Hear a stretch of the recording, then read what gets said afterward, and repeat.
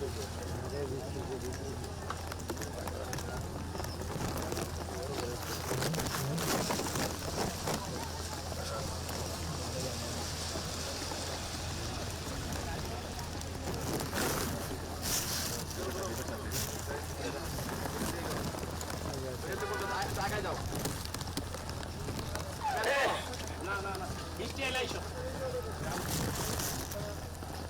কি মুভ করবেন সামনে না যদি সহজে মুভ করতে জানেন নাকি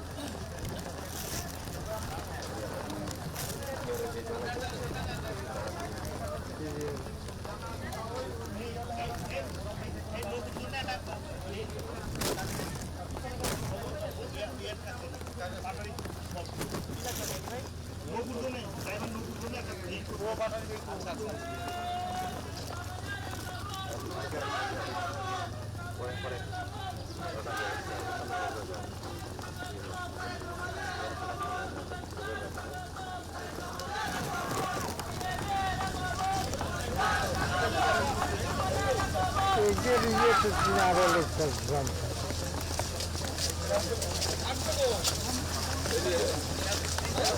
কাটবে এখানে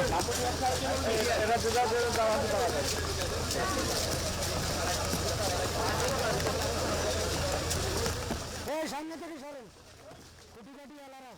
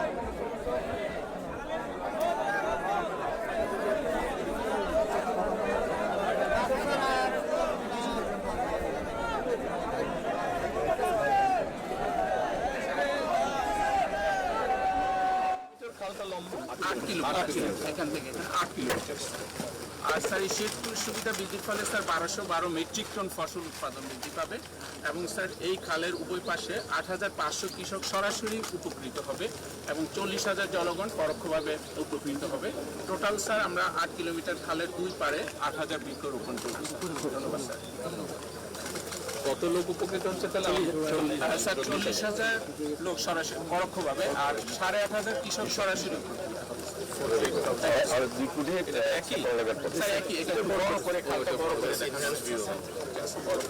চলেন শুরু করি।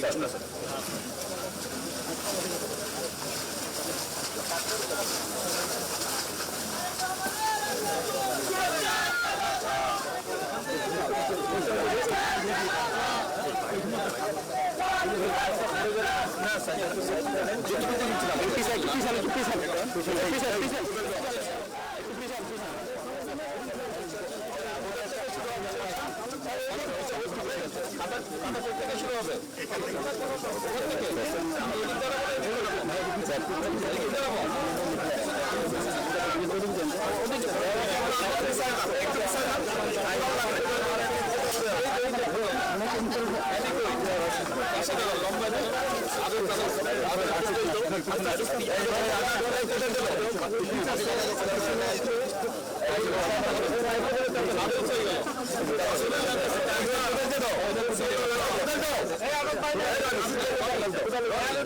আপনারা সরেন না ওদের কাছে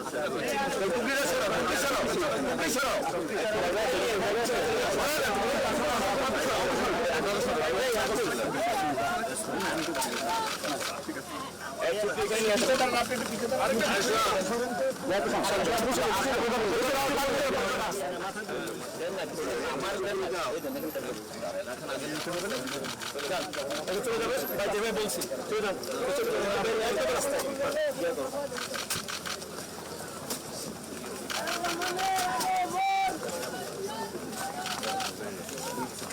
আমি মাথার বাইরে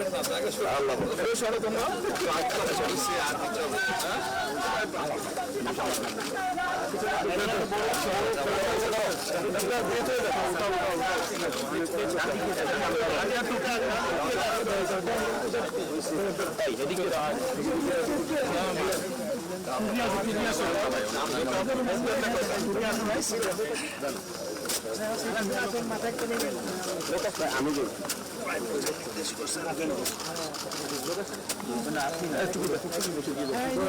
টুপিটা লাও এদিকে যাবে না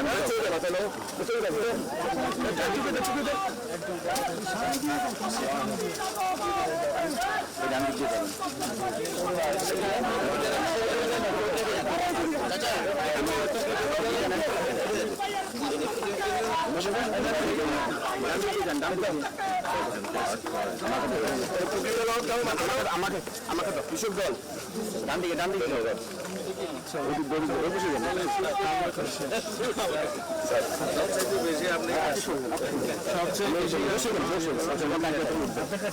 আমি কাটছি ঠিক আছে সবাই কাটতে জায়গা নেই কাটা শেষ হইলে আমি কাটবো আর কি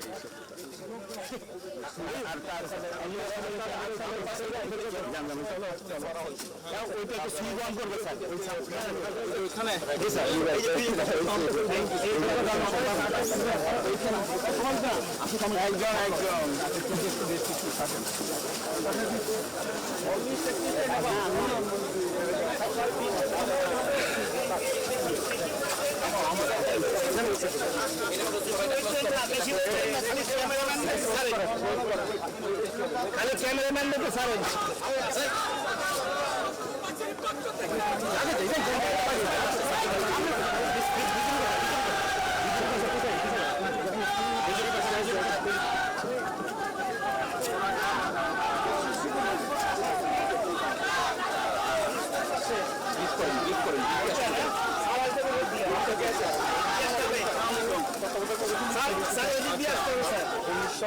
সালে শহীদ প্রেসিডেন্ট রহমান স্যার এই পাঁচ স্যার এই স্কিম স্যার নির্ধারণ চালু করেন স্যার এবং স্যার এই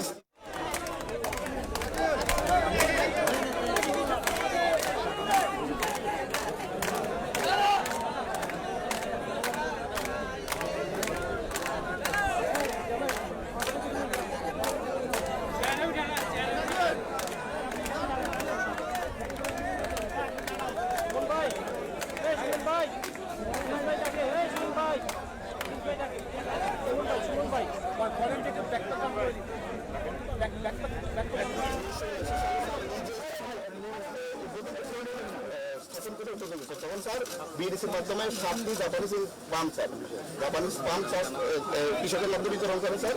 এই পাম্প স্যার নিজে স্যার বিতরণ করেন স্যার এবং স্যার এই পাম্পের মাধ্যমে স্যার আবাদ হচ্ছে তখন থেকে স্যার এর পানিটা আসে করতে যায় পানি স্যার এই পাতালি খাল থেকে আসে স্যার যে খালটা স্যার আপনার জন্য বললেন স্যার তার মানে তো খালটা বন্ধ হয়েছিল স্যার বন্ধ হয়ে গেছিল স্যার অল্প ছিল স্যার অল্প ছিল স্যার এখন যদি স্যার খালটা কাটা হয় তাহলে স্যার আমাদের আরো স্যার পানি আসবে থেকে এই বাচ্চা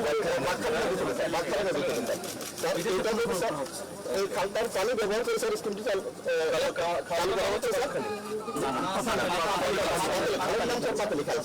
এই খালটি যদি স্যার চালু করা হয় স্যার আমরা আরো 24টি স্যার সেচ যন্ত্র স্যার এই এলাকায় স্যার স্যার আমরা স্থাপন করতে পারবো। এতে স্যার আমাদের স্যার 1212 মেট্রিক টন অতিরিক্ত খাদ্যশস্য উৎপাদিত হবে স্যার এবং স্থানীয় 8500 কৃষক স্যার উপকৃত হবে স্যার। কৃষকেরা খুবই অভিভূত স্যার, আপনি স্যার দেখতে পাচ্ছেন স্যার সবাই কিন্তু স্যার খুবই খুশি স্যার। এই পাতলি খাল স্যার খুবই জিনিস নেপালের রাজা-রানী এখানে অর্ধেকগুলো কৃষক মনে হচ্ছে না আমার। কৃষক স্যার বুঝতে পারছেন না স্যার। যখন আসছিলেন নেপালের রাজা-রানী একসঙ্গে এখানে আসছিলেন। এখানে আসছেন না, স্যার। 3 বার আসছে নাকি? স্যার, এবং এই খালটা যদি কাটা হয় স্যার স্থানীয় কৃষকরা অভূতপূর্ব উপকার হবে স্যার। আমরা আরো 24টি সেচ পাম্প এখানে স্থাপন করতে পারবো স্যার। স্থাপন করলে স্যার আমরা 8500 কৃষককে স্যার আমরা সেচ সুবিধা দিতে পারবো এবং আমাদের 1212 মেট্রিক টন অতিরিক্ত খাদ্যশস্য উৎপাদিত হবে স্যার। জি স্যার, এবং স্যার এটা খুবই ভালো কাজ হবে স্যার যদি স্যার আমরা সুন্দরভাবে খনন করতে পারি। এখন কি ওপেন করবেন উনি? জি স্যার, ওই যে চালু আছে? আমি চালাবো। এই যে সরে যান।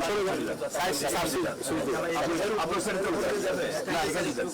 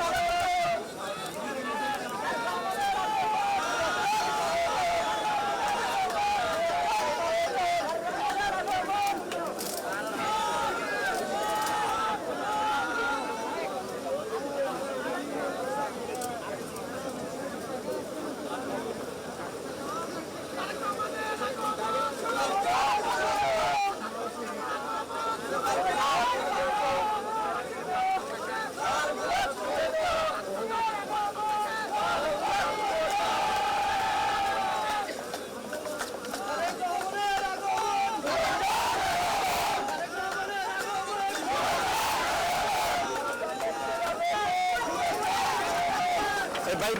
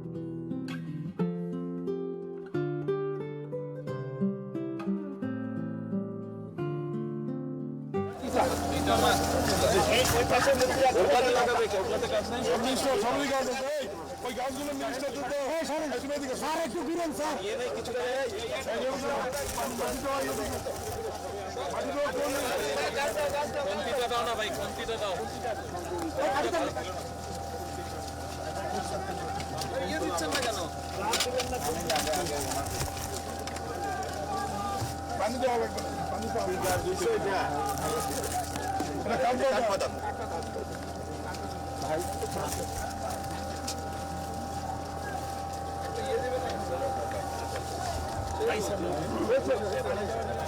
হ্যাঁ ওইটা ব্যবস্থা ওইটা মেনটেন্যান্স প্রজেক্টের সঙ্গে ধরা আছে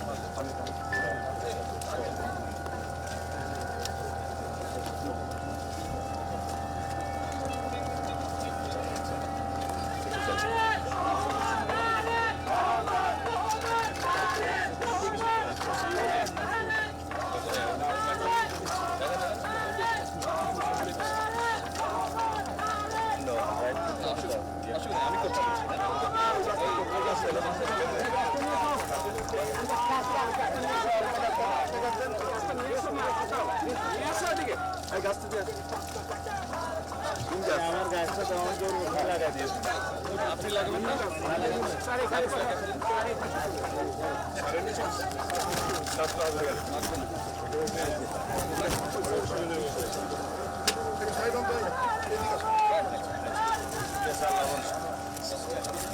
পার্টি টাটি তোমরা দাও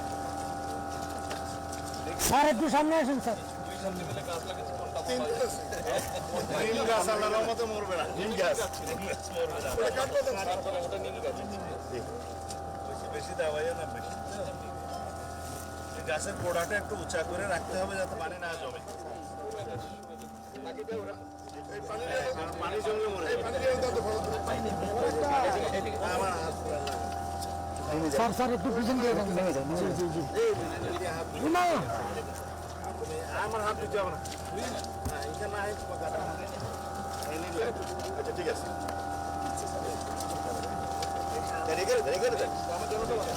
উঠেন না উঠেন না উঠেন না উঠেন দেখে নেন বুঝে না স্যার হলে বলে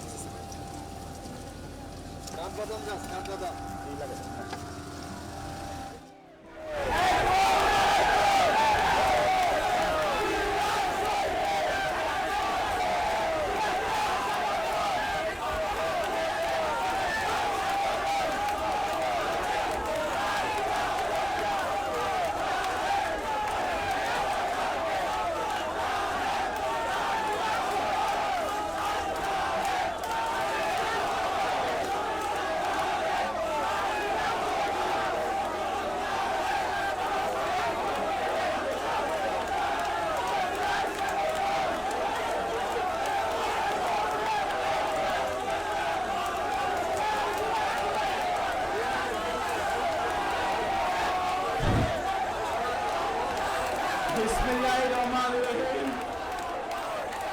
আমাদের মাননীয় প্রধানমন্ত্রী, আপনাদের প্রাণের মানুষ, আপনাদের ভালোবাসার মানুষ, শহীদ রাষ্ট্রপতি জিয়া রহমানের সুযোগ্য সন্তান মাননীয় প্রধানমন্ত্রী তারেক রহমান মঞ্চে ইতিমধ্যে চলে এসেছেন। সবাই করতালির মধ্য দিয়ে তাকে স্বাগত জানান।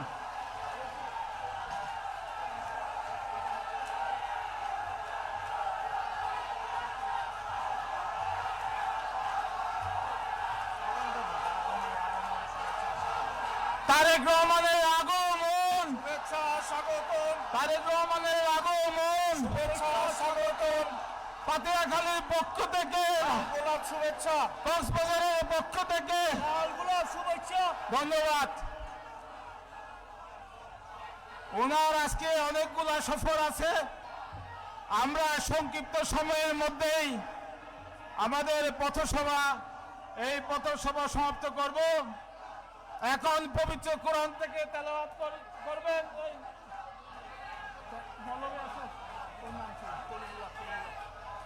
এখন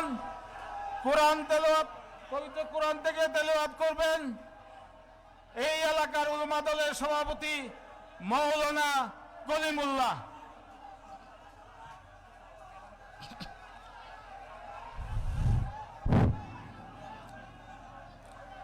أعوذ بالله من الشيطان الرجيم بسم الله الرحمن الرحيم يا أيها الناس اعبدوا ربكم الذي خلقكم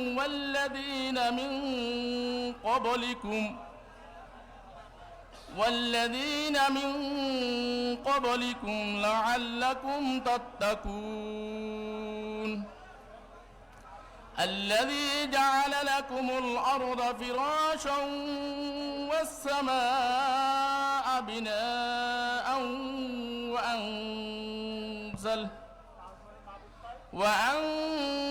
من السماء ماء فأخرج به من الثمرات رزقا لكم فلا تجعلوا لله أندادا وأنتم تعلمون صدق الله العظيم এ পবিত্র কোরআন শরীফ আয়াতের অর্থ হলেন হে মানবকুল তোমরা তোমাদের রবের ইবাদত করো যিনি তোমাদের এবং তোমাদের পূর্ববর্তীদের সৃষ্টি করেছেন তাহলে তোমরা তাকওয়া অর্জন করতে পারবে ও সত্তা যিনি ভূমিকে তোমাদের জন্য বানিয়েছেন বিছানা এবং আকাশকে বানিয়েছেন ছাদ আর আকাশ থেকে বৃষ্টি বর্ষণ করেন অতঃপর তা দ্বারা তোমাদের জীবিকার জন্য ফলমূল উৎপন্ন করেন অতএব তোমরা জেনে শুনে কাউকে আল্লাহর সমকক্ষ বানিও না সাদাকাল্লাহুল আযীম সূরাতুল বাকারা 21 ও 22 নম্বর আয়াত আসসালামু আলাইকুম ওয়া রাহমাতুল্লাহি ওয়া বারাকাতুহু আজকের এই প্রিয় সমাবেশের সভাপতিত্ব করবেন বাংলাদেশ জাতীয়তাবাদী দল কক্সবাজার সদর উপজেলা শাখার বিপ্লবী আহ্বায়ক বীর মুক্তিযোদ্ধা জনাব সুবেদার বাজার আব্দুল মাহমুদ আজকে এই অনুষ্ঠানের শুভেচ্ছা বক্তব্য রাখবেন পিএমহালী ইউনিয়ন বিএনপির সম্মানিত সভাপতি জননেতা জনাব হারুনুর রশিদ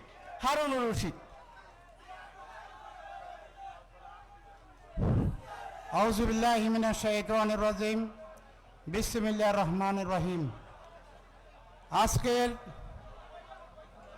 এই ফাতিলাহাল খনন করার উদ্বোধন আমাদের বাংলাদেশের প্রধানমন্ত্রী দেশনায়ক তারেক রহমান আমাদের মাঝে উপস্থিত আছেন এবং মন্ত্রী বর্গবৃন্দ সংসদ সদস্যবৃন্দ আমার প্রিয় এলাকাবাসী আসসালামু আলাইকুম রহমতুল্লাহি ওয়া বারাকাতুহু আমরা আজকে সূর্য উদয় হয়েছে পিয়ামহালীতে আমরা আরেকবার দেখেছিলাম 1979 সালে 1987 সালে আমরা আমাদের বেগম গণতন্ত্রের মা বেগম খালেদা জিয়া এই সুযোগ এসে 87 ইংরেজি সালে উনি ত্রাণ বিতরণ করেছিলেন আজকে আমাদের একমাত্র দাবি হচ্ছে এই ফাতিলাহাল খননের একটা শিশু পার্ক যদি দেন আপনি যদি আমাদের এই পিএমহালী এবং সারা বাংলাদেশের যে স্মরণীয় হয়ে থাকবে এই ফাতিলাহাল যদি না থাকতো এ দেশের কৃষক মানুষ হাল চাষ করতে পারত না এটা একটা মরুভূমি ছিল এই মরুভূমিকে এই দুই বেলা খাওয়ার জন্য পিএমহালীবাসীকে শহীদ প্রেসিডেন্ট জিয়াউর রহমান হাল কাটিয়েছিল 1979 সালে সম্মানিত ভাইয়েরা আজকে আমরা আমাদের প্রধানমন্ত্রীকে পেয়ে আমরা পিএমহালী এবং কক্সবাজারবাসী আমরা বাসায় হারিয়ে ফেলেছি আমাদের আর পাওয়া চাওয়ার কিছু নাই এই কক্সবাজারের হাজার হাজার পর্যটক আসে শুধু এইটা যদি একটা জিয়া পার্ক স্থাপন করেন এখানে যদি পর্যটকরা আসে আমাদের আমাদের যারা পর্যটক আছে তারা স্মরণ করবে আমাদের শহীদ প্রেসিডেন্ট জিয়া রহমানকে এবং আমাদের জিয়া পরিবারকে ভালোবাসবেন। সবাইকে ধন্যবাদ জানিয়ে আমার বক্তব্য শেষ করলাম। আসসালামু আলাইকুম রহমতুল্লাহ বরকাতুহ। আজকে পথসভার এই মুহূর্তে গুরুত্বপূর্ণ বক্তব্য রাখবেন এই জনপদের জননন্দিত জননেতা কক্সবাজার ৩ আসনের সংসদ সদস্য কেন্দ্রীয় মৎস্যজীবী সম্পাদক জনাব লুৎফুর রহমান কাজল। জনাব লুৎফুর রহমান কাজল।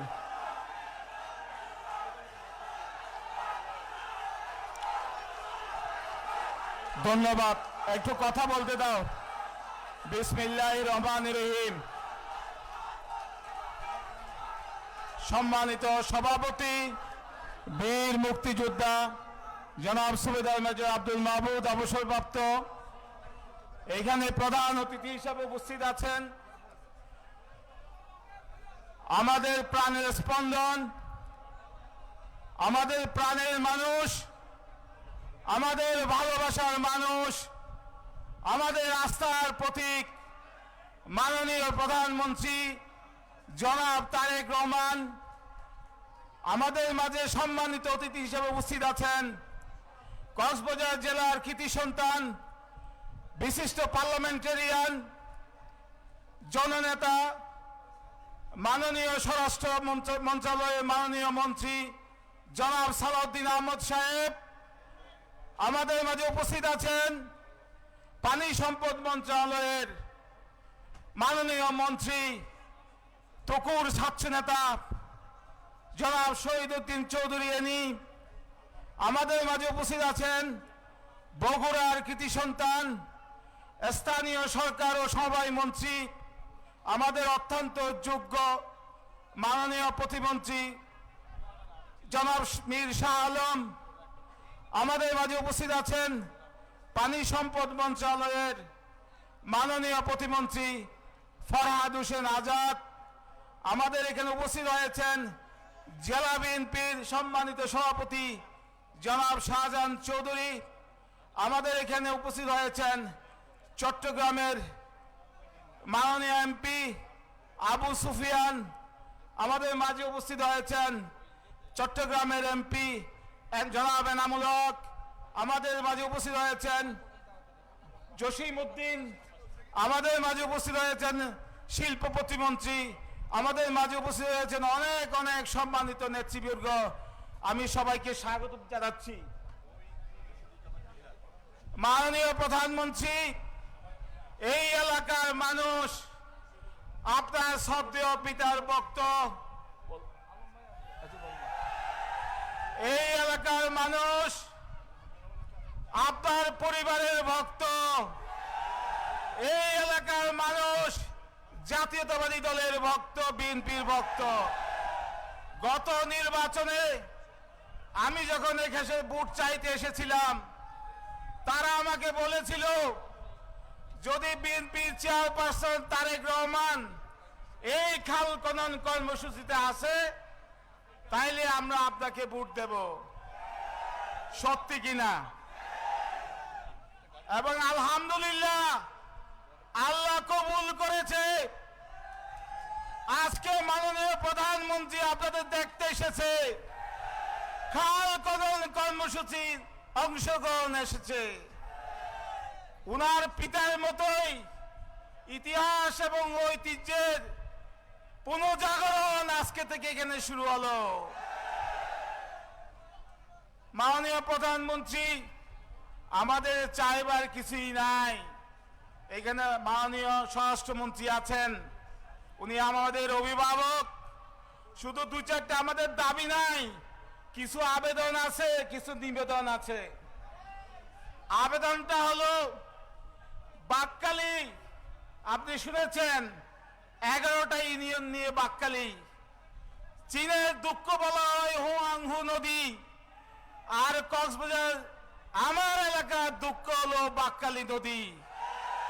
এই বাকখালী নদী বাঁকে বাঁকে যখন প্রবল স্রোত আসে, এই বাকখালী ভেঙে বিস্তীর্ণ শস্য ভূমি নষ্ট হয়, ক্ষেত খামার নষ্ট হয়, বাড়িঘর নষ্ট হয়, কিন্তু এই বাকখালী নদী আবার সম্পদও। দুই পাশে এটা কক্সবাজারের শস্য কেন্দ্র হিসাবে এই পরিচিত এই বাকখালী নদী। মাননীয় পানি সম্পদ মন্ত্রী আছেন, আপনি মাননীয় পানি সম্পদ মন্ত্রীকে একটু আদেশ দিয়ে যাবেন, নির্দেশ দিয়ে যাবেন, আমার বাকখালী নদীটা যাতে দুই পাশে বেড়িবাঁধ দিয়ে মানুষের ভাঙন থেকে রক্ষা করে। মাননীয় প্রধানমন্ত্রী, বাজেটে আপনি প্রস্তাব করেছেন 40 লক্ষ মানুষকে আগামী বছর ফ্যামিলি কার্ড দেবেন, 41 লক্ষ কৃষককে আপনি কৃষি কার্ড দেবেন। আপনার কাছে আবেদন থাকবে আমার এই এলাকার মানুষকে যাতে অগ্রাধিকার ভিত্তিতে আপনি কৃষি কার্ড এবং ফ্যামিলি কার্ড দেন। মাননীয় প্রধানমন্ত্রী, আমরা আমাদের এই এলাকার মানুষ সব সময় আপনাদের পরিবারের ভক্ত। শহীদ রাষ্ট্রপতি জিয়াউর রহমান 2 বার এখানে এসেছিলেন এবং তিনি এই খালটা নিয়ে গর্ব করতেন। তিনি নেপালের রাজা বীরেন্দ্র এবং রানীকে নিয়ে এখানে এসেছিলেন। বিশ্ব ব্যাংকের রবার্ট ম্যাগনাবা তৎকালীন বিশ্ব ব্যাংকের চেয়ারম্যান, তাকে নিয়ে এখানে তাকে পাঠিয়েছিলেন। অনেক বিদেশি রাষ্ট্রের প্রতিনিধি ডেলিগেটস এখানে এসে স্বেচ্ছাশ্রমে খাল খনন কর্মসূচি তারা দেখেছিলেন। তিনি আবার এই খাল সমাপ্ত করে 55 দিনে এই খাল তিনি সমাপ্ত করেছিলেন। এই খাল সমাপ্ত করে তিনি আবার এসেছিলেন এবং সবাইকে নিয়ে, এলাকার মানুষকে নিয়ে তিনি উদযাপন করেছিলেন। মাটির পাত্রে ভাত খেয়েছিলেন সবার সাথে। মাননীয় প্রধানমন্ত্রী, এইখানে অনেক কিছু বলার, অনেক আবেদন আছে। কক্সবাজার জেলা অবহেলিত, যে আমি সুরিসরে আরো কিছু কথাবার্তা আছে এগুলো বলবো, আমি সময় নষ্ট করতে চাই না। আপনাকে আমি আমার দাবি দাওয়াগুলোর একটা কাগজ দেব, আপনি করবেন। এখানে সবচেয়ে বড় সমস্যাটা হলো এই এলাকার মানুষের 3 ভাগের 2 ভাগ মানুষ ভূমিহীন। এখানে জলবায়ু উদ্বাস্তু বেশি, 2 ভাবে আমরা ক্ষতিগ্রস্ত হই। পাহাড়ি ডলে ক্ষতিগ্রস্ত হই আর সমুদ্রের জলোচ্ছ্বাসে ক্ষতিগ্রস্ত হই। আমার এলাকার গরিব মানুষরা পাহাড়ে এবং সরকারি খাস জমিতে বসবাস করে। এদের জন্য একটা নীতিমালা করা দরকার। এরা আতঙ্কে থাকে, প্যালেস্টাইনের মতো আতঙ্কে থাকে, মায়ানমারের অধিবাসীর মতো তারা আতঙ্কে থাকে। কখন তাদেরকে উচ্ছেদ করবে, এই জন্য একটা নীতিমালা হওয়া প্রয়োজন। যে কোনো ভূমিহীনদের উচ্ছেদের আগে দয়া করে আপনি তাদেরকে পুনর্বাসনের ব্যবস্থা করে দেবেন।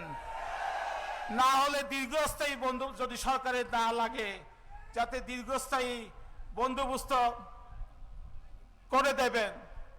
আমি আর কথা বাড়াতে চাই না। আমরা অত্যন্ত আনন্দিত।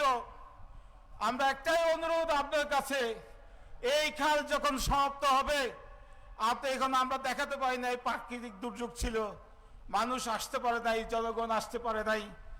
আমি আপনার কাছে অনুরোধ করব, এই খাল যখন খনন হয়ে যাবে তখন আপনি আপনার পিতার মতো আবার আসবেন এবং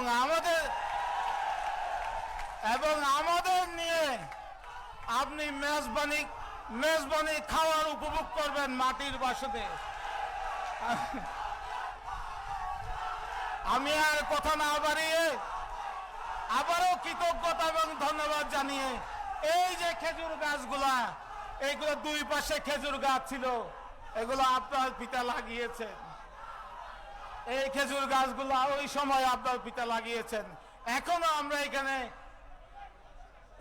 হৃদয় দিয়ে আপনার পিতার স্মৃতি ধারণ করি আমরা।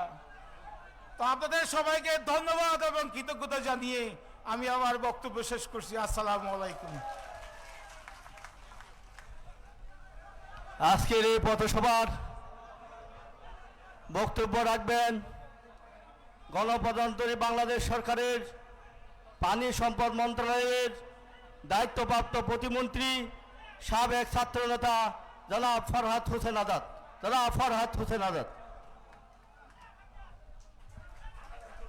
বিসমিল্লাহির রহমানির রহিম।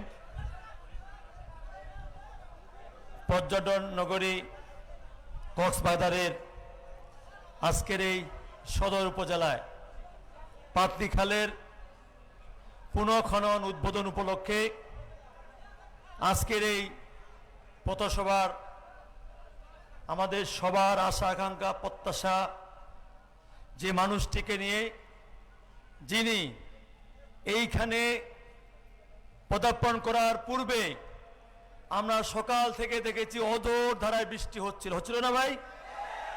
কিন্তু আল্লাহর কি নিয়ামত, যখন এই মাননীয় প্রধানমন্ত্রী তারেক রহমান এখানে পদার্পণ করলেন, আল্লাহর রহমতে বৃষ্টি থেমে গেল।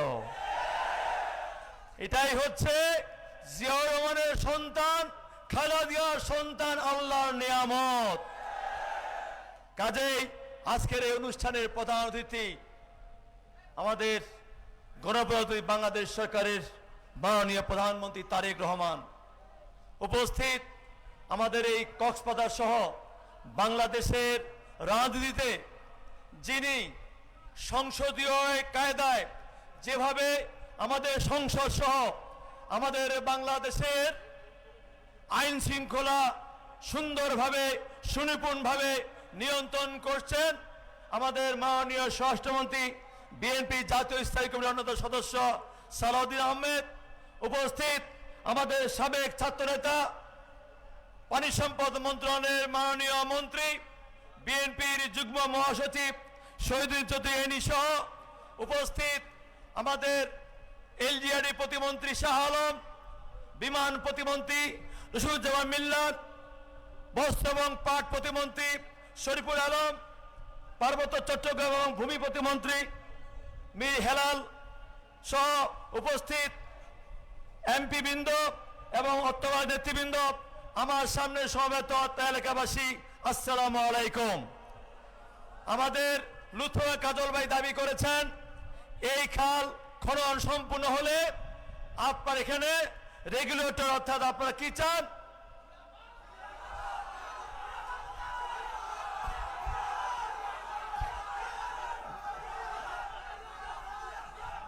শুনেন মাননীয় প্রধানমন্ত্রী উনার বক্তৃতায় বলবেন, ঠিক আছে? আমরা পানি সম্পদ মন্ত্রণালয়, আমরা এখানে পানি যেন শুনেন কথা শুনেন একটা মিনিট, এইখানে যেন এই নদীর প্রবাহ, এই খালের প্রবাহ যেন থাকে এবং এইখানে যেন শুকনো মৌসুমে এইখানে যেন আপনার সেচ দিয়ে ওই যে 8,000 কৃষককে সরাসরি এবং 40,000 বেশি মানুষ যেন এইখানে সুবিধা পায়, তার জন্য আমরা রেগুলেটর এইখানে এই খালের মধ্যে নির্মাণ করব, এই কথা আমাদের পানি সম্পদ মন্ত্রণালয় আপনাদের বলে যাচ্ছি। অনুরোধ করি একটি কথাই, আমাদের মাননীয় প্রধানমন্ত্রী আজ থেকে 3.5 মাস আগে নির্বাচনের পূর্বে যে কথাগুলো বলেছেন, আজকে প্রত্যেকটি কথায় পর্যায়ক্রমে কাজে প্রমাণ করছেন। এটাই হচ্ছে শহীদ জিয়াউর রহমানের রাজনীতি, এটাই হচ্ছে খালেদা জিয়ার রাজনীতি, এটাই হচ্ছে বিএনপি রাজনীতি, এটাই হচ্ছে তারেক রহমানের রাজনীতি।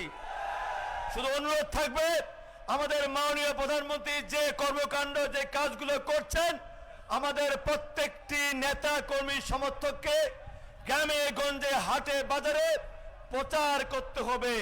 ওই যারা মিথ্যা অপপ্রচার করছেন তাদের যেন অপপ্রচার করতে না পারে, এই জন্য আপনাদের প্রত্যেককে প্রচার মাধ্যমে কাজ করার আহ্বান জানিয়ে এবং আমাকে এই সভায় বক্তব্য দেওয়ার জন্য আমি জেলা বিএনপিকে ধন্যবাদ কৃতজ্ঞতা জানিয়ে আমার বক্তব্য শেষ করছি। ভালো থাকবেন, সুন্দর থাকবেন, সুস্থ থাকবেন, সবাইকে ধন্যবাদ। আসসালামু আলাইকুম।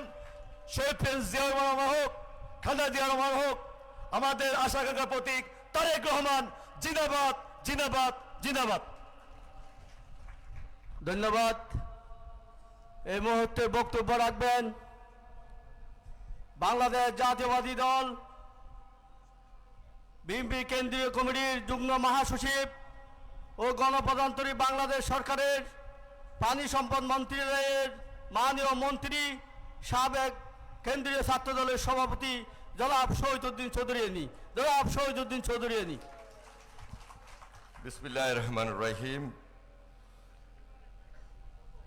আমি খুব একটা বেশি বক্তব্য দিব না।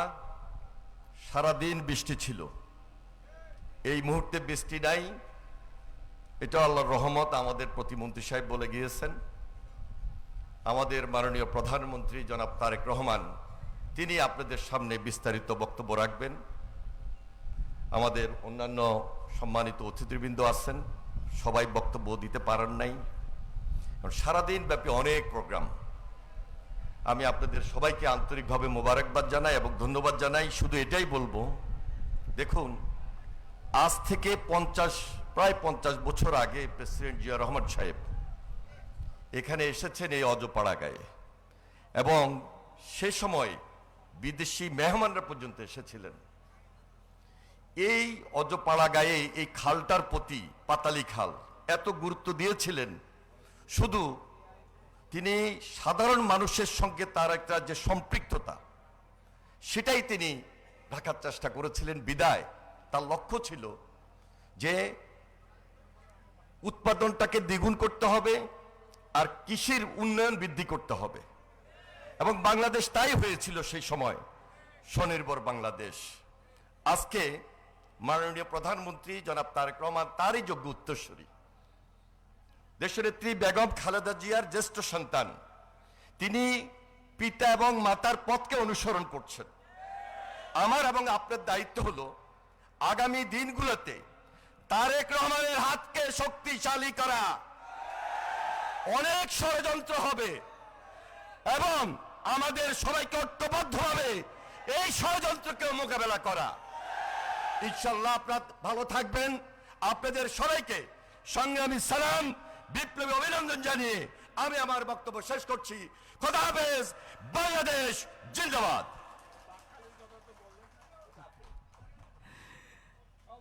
আজকের এই পথসভার এই মুহূর্তে বক্তব্য রাখবেন কক্সবাজারের কৃতি সন্তান, বাংলাদেশ জাতীয় দল স্থায়ী কমিটির অন্যতম সদস্য, গণপ্রজাতন্ত্রী বাংলাদেশ সরকারের মাননীয় স্বরাষ্ট্রমন্ত্রী, এই জনপদের জননেতা জনাব সালাউদ্দিন আহমেদ এমপি।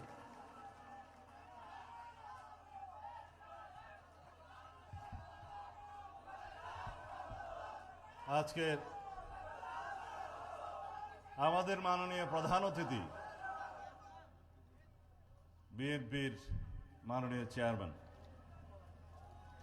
বাংলাদেশের প্রধানমন্ত্রী, সংসদ নেতা শহীদ রাষ্ট্রপতি জিয়াউর রহমান এবং দেশনেত্রী বেগম খালেদা জিয়ার সুযোগ্য উত্তরসূরি জনাব তারেক রহমান, মঞ্চে উপবিষ্ট সকল মন্ত্রীবর্গ, আমার প্রিয় এখানকার নেতা সংসদ সদস্য জনাব লুৎফর রহমান কাজু, এই এলাকার সম্মানিত জনগণ, আসসালামু আলাইকুম রহমতুল্লাহ। 47 বছর আগে জিয়াউর রহমান আসছিল না, এটা খবর আইসে ফোয়ারে অন্য দেশের রাষ্ট্রপতি রাজা রানী আসছিল। আজিয়া জিয়াউর রহমান বেগম খালেদা জিয়ার ফোয়া আইসি, প্রধানমন্ত্রী ওই ইয়েরা আইসে ওনারা বানাই। এই পাতিলে খাল বাক্কালির তুন ইয়ে সংযোগ ইয়ে আর এক খালত যাই লাগি, এই যে মাজত দিয়ে সংযোগ ইয়ে ইয়ান আবিষ্কার করিয়ে রে এই এলাকার খাদ্যশস্য উৎপাদন দ্বিগুণ তিনগুণ করি বললা, এই যে দূরদৃষ্টি এবং আবিষ্কারের প্রেসিডেন্ট জিয়াউর রহমান গজিল্লা ওয়া এই খাল কর্মসূচি বেগম খালেদা জিয়া কন্টিনিউ করছে না। তারপরে তেঁরই সুযোগ্য উত্তরসূরি বাংলাদেশের মানুষ এবং কৃষকের লইরে চিন্তা করে দেয় মানুষ জনাব তারেক রহমান। আবার অনর্সার মধ্যে আসছে না, সারা বাংলাদেশত 20,000 কিলোমিটার খাল কাটিবে না, খাদ্যশস্য উৎপাদন করে রপ্তানি হইব না ইনশাআল্লাহ। জিয়াউর রহমানের মতো অনরবেক্ষণ আসন না ইনশাআল্লাহ। মা বোন কল্লা যেমন ফ্যামিলি কার্ড, কৃষকল্লা কৃষক কার্ড, তারপরে অন্যান্য কার্ডের কথা ওনারা শুনলেন, স্বাস্থ্য কার্ড, তারপরে ইমাম মুয়াজ্জিমুল্লাহ খাট বাতা, রাষ্ট্রীয় বাতা, এরপরে অন্যান্য ক্ষেত্রে সমস্ত জায়গায় একেবারে ডিজিটাল পদ্ধতিতে বাংলাদেশত হনকিয়ার মাধ্যমে ডাইরেক্ট ব্যাংক অ্যাকাউন্টের মধ্যে সেবা ঢুকিব গুই বাহ শুরু হইয়ে না। তো বিরোধী দলের অবস্থা তো বাড়ানো, সুতরাং সমালোচনা করিব।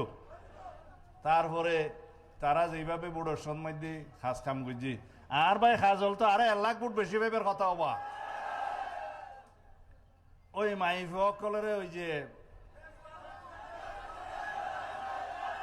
টিকেট মিকেট দিয়ে বিভ্রান্ত করছিল রে, ই যাতে আর ন করে অনুরাধ তুন যাইয়ের কথা হওয়া ফুরবে, সমাজত সংগঠন করা ফুরিব, ঘরে ঘরে যা ফুরিব, গণসংযোগ বাড়া ফুরিব, রাস্তার মধ্যে তা ফুরিব, সরকারও তা আইলে আলসি হয়ে যাইত না পারিবে। আমি একটু আঞ্চলিক ভাষায় কথা বললাম, মানে প্রধানমন্ত্রী এই এলাকার মানুষের সাথে শুদ্ধ ভাষায় কথা বললে নিজেকে একটু পর পর মনে হয়, দূরের দূরের মনে হয়। সেই জন্য আপনারা সবাই, আমি এখানে বক্তৃতা দিতে আসি নাই, বক্তৃতা দিবে আমাদের নেতা। আমি শুধু আসলাম, মাইকের সামনে না দাঁড়ালে তো বেমানান লাগে, সেই জন্য দাঁড়ালাম। আপনারা সবাই দোয়া করবেন। আমরা কক্সবাজারের জন্য, সারা বাংলাদেশের জন্য বৃহত্তর মাস্টার প্ল্যান করে আমাদের নেতা বলেছেন আই হ্যাভ এ প্ল্যান। ওনার একটা প্ল্যান আছে, আমরা কি বলি উই হ্যাভ এ প্ল্যান। আমাদের একটা প্ল্যান আছে, বাস্তবায়ন শুরু হয়েছে, দেশের মানুষ দেখতে শুরু করেছে। সেটা সরকারে দায়িত্ব গ্রহণ করার পরে, আমরা ক্ষমতা বলি না, দায়িত্ব গ্রহণ করার পরে একে একে এই বুটের কালি মুছে যাওয়ার আগেই বাস্তবায়ন করা শুরু হয়েছে। এটার নাম বিএনপি, এটার নাম শহীদ রাষ্ট্রপতি জিয়াউর রহমান, দেশনেত্রী বেগম খালেদা জিয়ার সুযোগ্য উত্তরসূরি, ওনার নাম আমাদের জননেতা, এই দেশের জনগণের আশা আকাঙ্ক্ষার প্রতীক জনাব তারেক রহমান। আপনারা সবাই দোয়া করবেন ইনশাআল্লাহ। এমপি সাহেব আছে, কাজলের সমস্ত দাবি দেওয়া আজকে আমরা বিকেলে সুধী সমাবেশে বসে আলোচনা করব। মাননীয় প্রধানমন্ত্রীকে অনুরোধ করব, আপনারা অনেক কিছু শুনতে পাবেন এই এলাকার মানুষের জন্য, কক্সবাজারবাসীর জন্য, সারা বাংলাদেশের জন্য যা কিছুই প্রয়োজন তিনি চিন্তা ভাবনা করে রেখেছেন। একে একে সেগুলো পরিকল্পনা প্রকাশ করবেন, ইনশাআল্লাহ বাস্তবায়ন হবে। আসসালামু আলাইকুম রহমতুল্লাহ।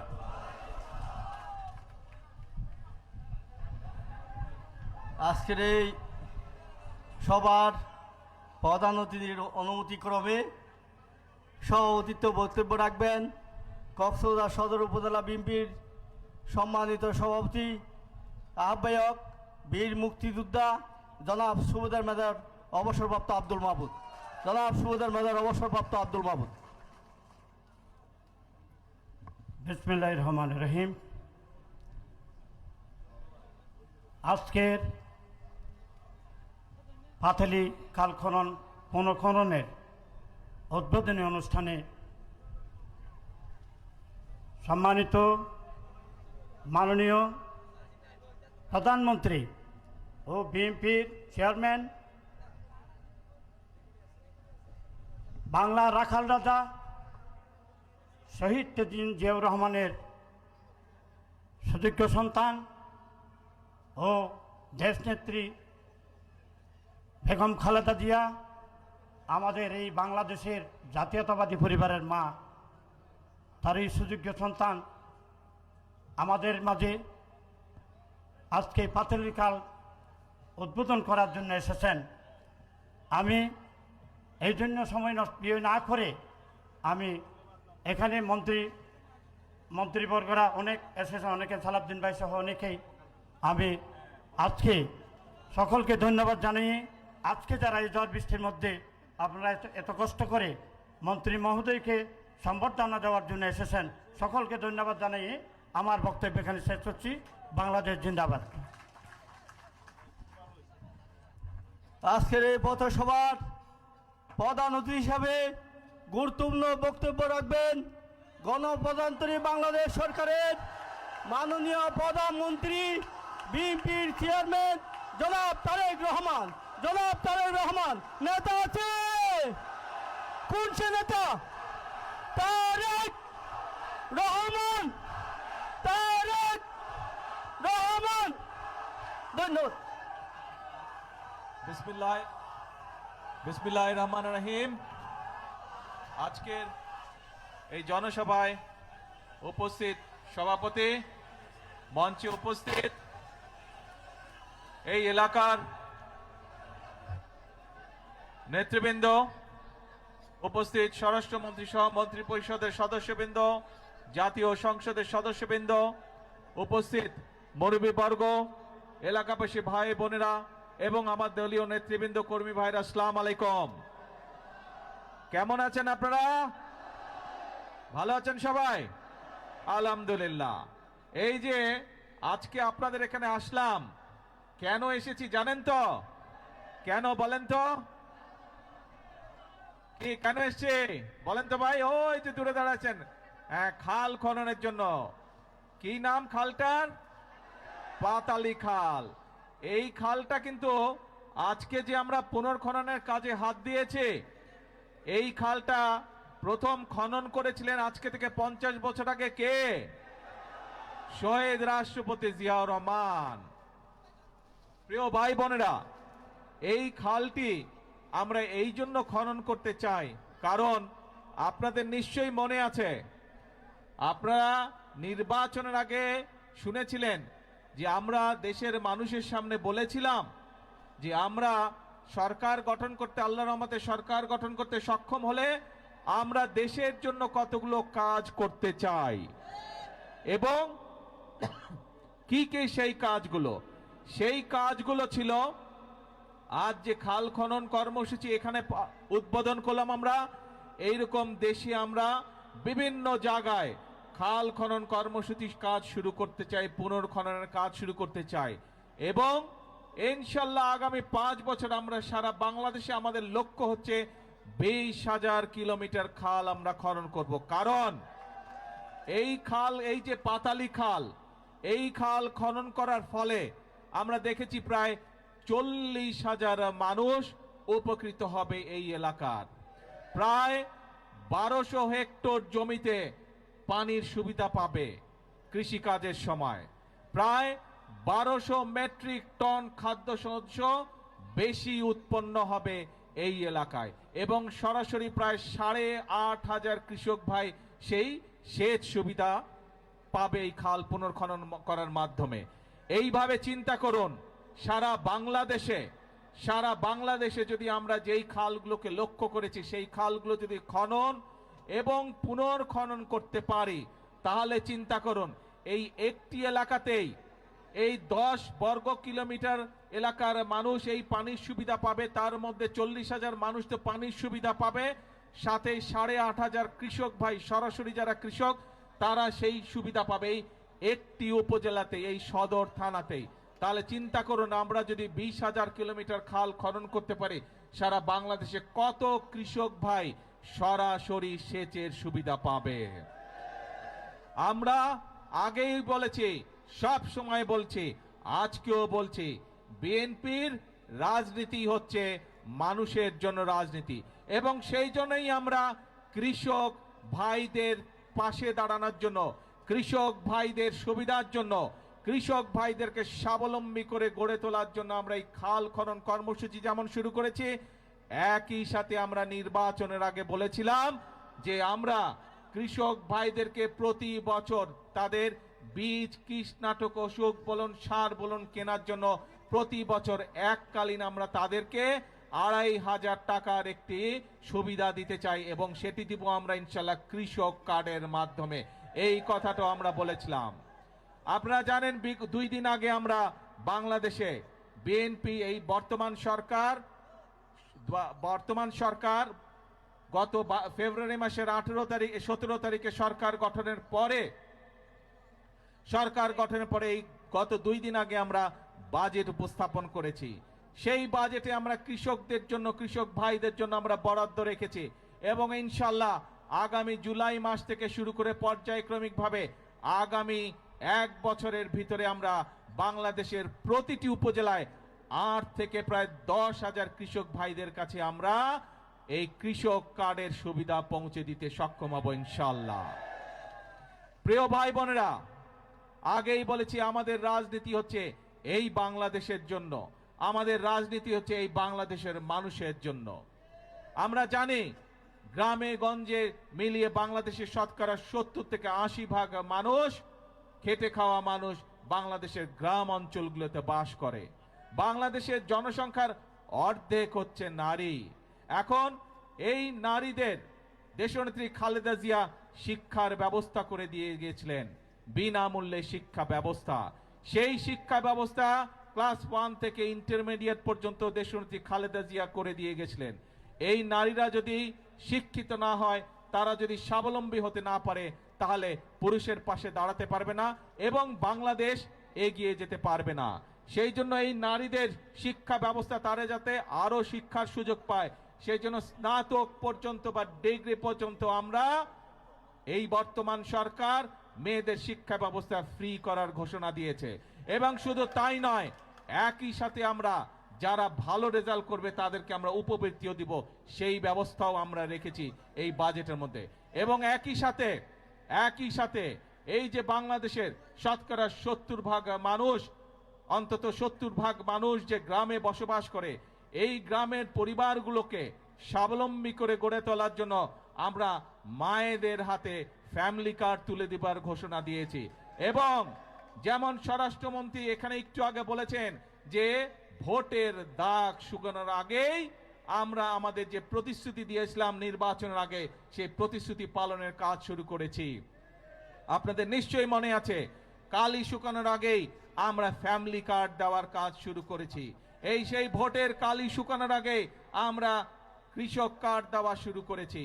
ভোটের কালি শুকানোর আগে আমরা খাল খননের কাজ শুরু করেছি। ঠিক যেভাবে ফ্যামিলি কার্ডের কাজ শুরু করেছি, ইনশাল্লাহ আগামী 1 বছরের মধ্যে বাংলাদেশের প্রতিটি উপজেলায় আমরা চেষ্টা করছি প্রত্যেক উপজেলা 8 থেকে 10,000 মায়ের হাতে আমরা এই ফ্যামিলি কার্ডের সুবিধা তুলে দিব। প্রিয় ভাই বোনেরা, আপনারা দেখেছেন যে বাজেট ঘোষিত হয়েছে 2 দিন আগে, সেখানে আমরা বলেছি আমরা এই দেশের মানুষের চিকিৎসার ব্যবস্থা ঘরে ঘরে পৌঁছে দিতে চাই।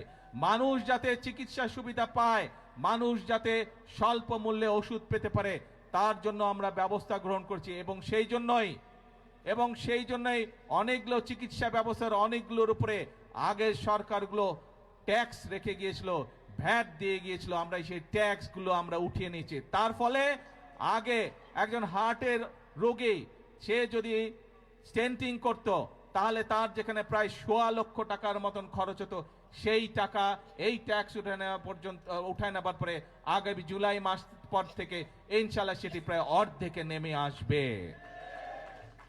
শুধু তাই নয়, অনেক মানুষ, বাংলাদেশের অনেক মানুষ কিডনি ডায়ালিসিস রোগী আছে, কিডনি ডায়ালিসিস করতে হয়, সেই ডায়ালিসিসের যে ওষুধ আসে সেটিরও ট্যাক্স তুলে নেওয়া হচ্ছে। তার ফলে এখন প্রায় 800 থেকে 8,000 টাকা পর্যন্ত প্রত্যেকটি রোগীর প্রত্যেকটি ডায়ালিসিসের ক্ষেত্রে খরচ কমে আসবে।